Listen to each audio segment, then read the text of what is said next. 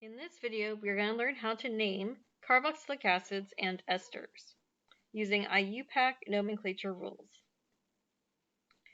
The nomenclature for carboxylic acids and esters builds upon the nomenclature rules that we have learned so far for IUPAC. We are going to be determining the longest chain, and since we know that carboxylic acids are always terminal, we know that this has to be our carbon number 1 because that's going to be our highest priority carbon. We have to include that carbon in our longest chain. So we have 1, 2, 3, 4, 5, 6 carbons in our longest chain. That's going to make the root of our name hex.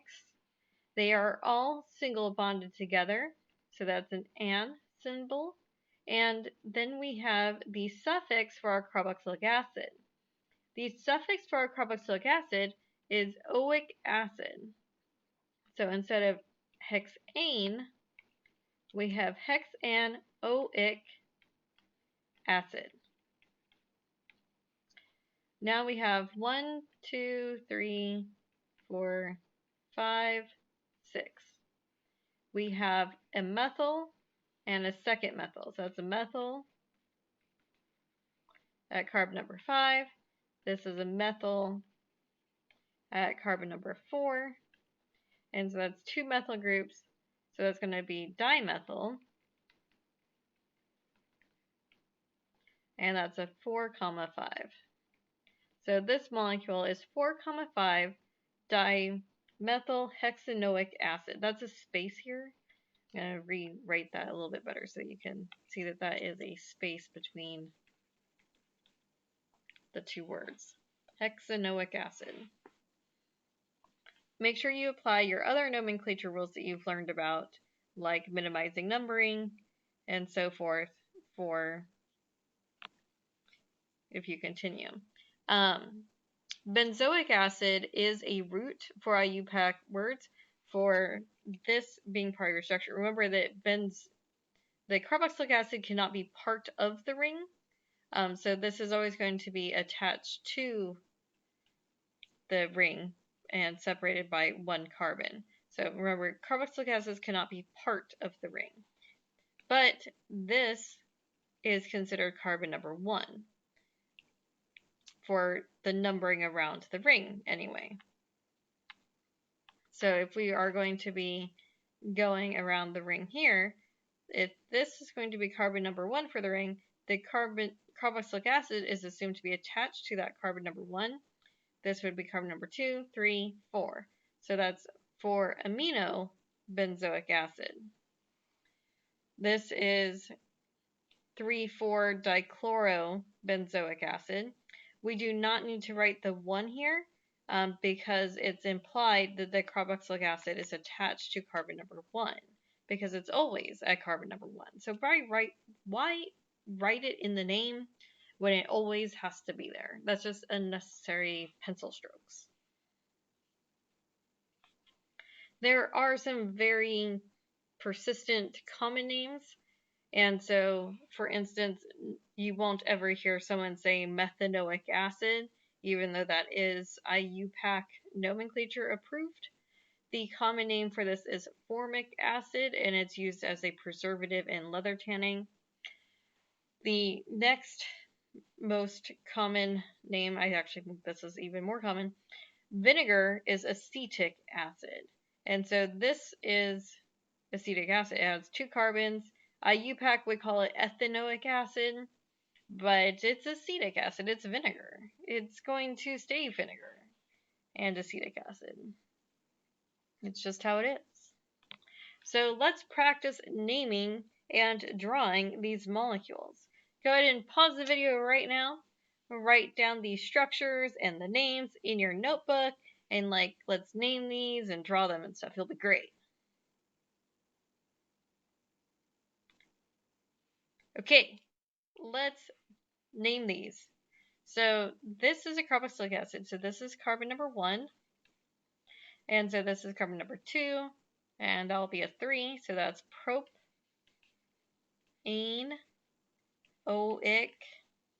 acid. And that's a 2-methyl. 2-methylpropanoic acid.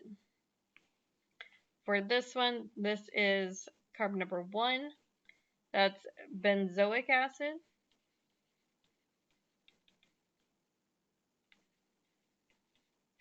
And there's a bromo on carbon number 2. So that's 2-bromo-benzoic acid. This is hexanoic acid, and we're supposed to draw it. I'm going to draw line angle structures. That's 1, 2, 3, 4, 5, 6. So 6 carbons. I know that my carboxylic acid always has to be terminal, so I'm going to take that 6th carbon and turn it into a carboxylic acid. Don't turn that one into a carboxylic acid. You got to make sure you pick your 6th carbon in your chain. So now that's number 1, 2, 3, 4, 5, 6. And off of the 4th one, I'm supposed to have a chloro group. Also note that it didn't say cyclo in here, so make sure it's a straight chain.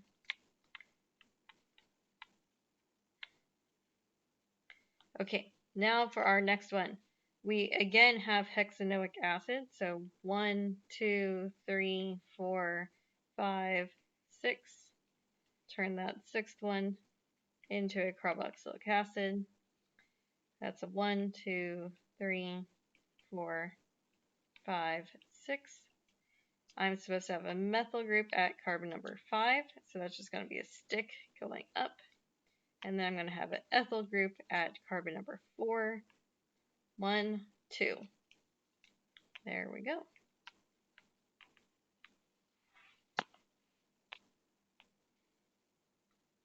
Nomenclature for esters is a little bit different because now we're going to have 2 separate words. Each word can have its own substituent on it. And so it's important for us to recognize where do we form the second word and where do we form the first word. The first word is going to comprise of this part that's attached to the oxygen that's single bonded to the rest of it. So, like, remember how in our ether nomenclature we called this part like the methoxy group or ethoxy group, and that was attached to this parent chain, which was the longest carbon? Kind of like that, where this is going to be on that. This is our parent word. This is our second word. So this is going to be named with this being carbon number 1, counting away. And then this is going to be kind of like in the prefix on that. So this would be carbon number 1 for this word. This one is 2 carbons long, and so that's ethyl.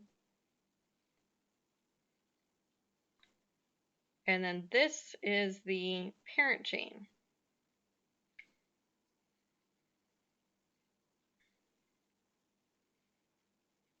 And so that's going to be ethanoate.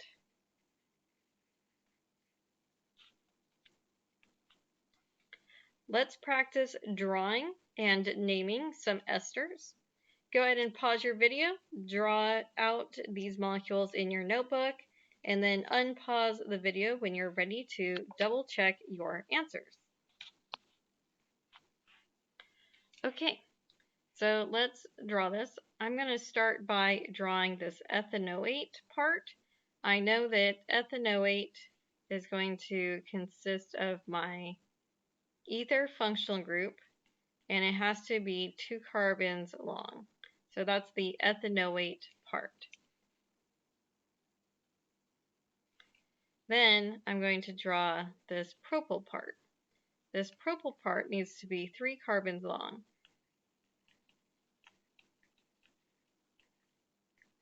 So now I have propyl ethanoate.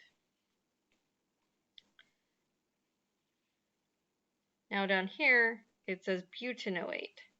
So that's going to be 4 carbons long.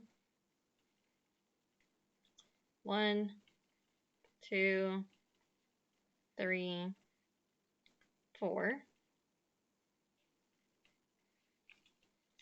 My 4th one is the ether, well, ester part of it. and then this 1-methyl ethyl. So the methyl is a substituent on this ethyl group. So let's draw the ethyl part.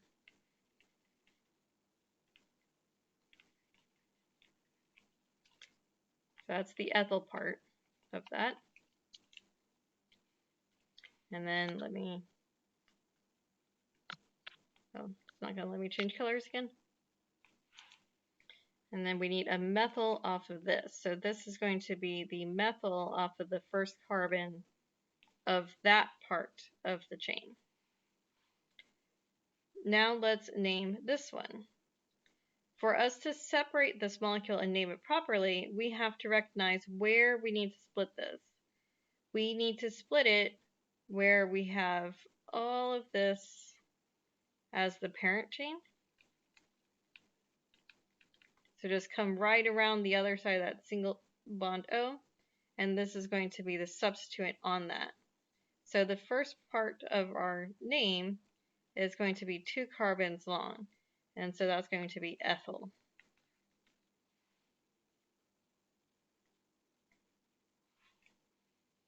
And then now we'll name this part. This is 1, 2, 3, 4 carbons long, and it has a methyl group on the second carbon away. So it's going to be 2-methyl, 1, 2, 3, 4, 2-methyl butanoate. There is a space here, just like there's a space here and a space there in the name, but no space there. That's a substituent on that, so there's no space.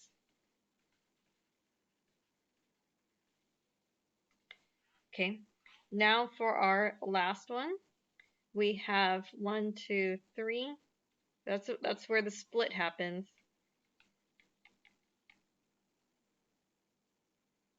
You can also imagine the split there. I don't really care where you imagine the split. The point is that C double bond O is part of the parent. Okay, so now we have these things. That's 2 things, so that's ethyl. And then that's number 1, so that's a 2. So that's a 2-chloro. Ugh, that's messy. 2-chloroethyl. That's 2-chloroethyl. And then this is the O, this whole thing. That's going to be benzoate.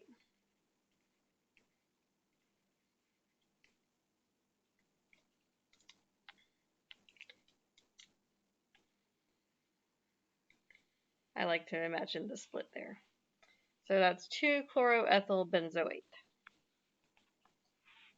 Our carboxylic acids and esters are higher priority in obtaining the suffix for our nomenclature than our other functional groups that we've covered so far. In fact, carboxylic acids are the highest priority functional group out of everything that we will cover. That's because it is highly reactive, and it's always at the end of our molecules, and so it's always going to be carbon number 1. Aldehydes are lower priority than carboxylic acids because they are less reactive.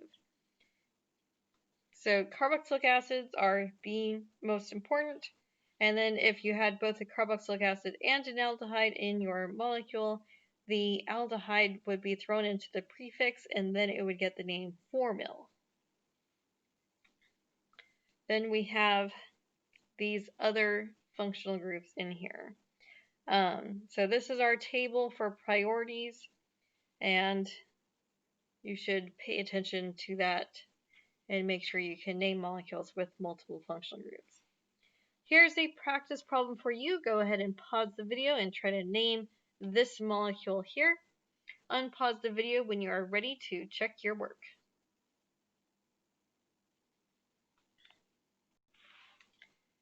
Okay, so our longest chain, our carboxylic acid is the highest priority functional group in this molecule. So this carbon here has to be in the longest chain, and it's going to have to run across this other thing. so that we can name it properly. What's the longest chain that concludes this carbon? That's a number 1, 2, 3, 4, 5. So that's 5 carbons long. That is pent, and because it's single bonds, oic acid. So we will cross out these pentanol ones.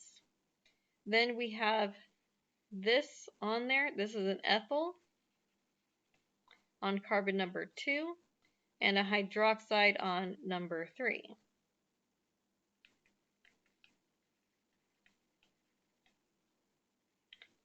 Hydroxy. Ethyl does come first alphabetically, so we do want to list the ethyl first alphabetically. So our answer is B.